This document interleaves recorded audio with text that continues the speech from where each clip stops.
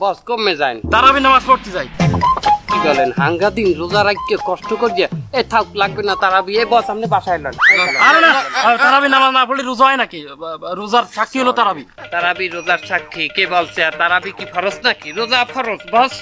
না না না, ও বুঝতে পারিছি, আমার কলবে শয়তানে ধরিছে। এই আমারে ছাড়িয়ে দে, নাহলে কিন্তু আমি দোয়া দুরূদ পড়া শুরু করবানি। কিন্তু শুরু করবো বস বস আপনি ভুল বলছেন, আমরা কিন্তু শয়তান না বস। হ্যাঁ, তা তোরা কি?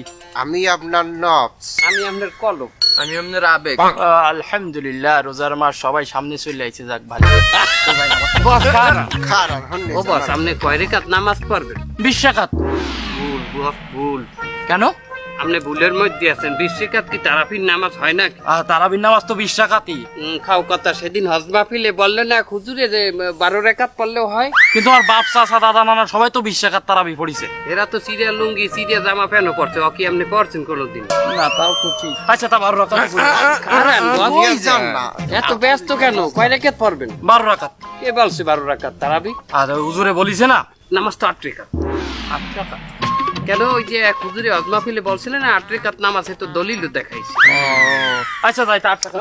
ও বাবার বাবা খালি কুল কুল অত ব্যস্ত হবেন না। আবার কি? কয় রেখাত পড়বেন?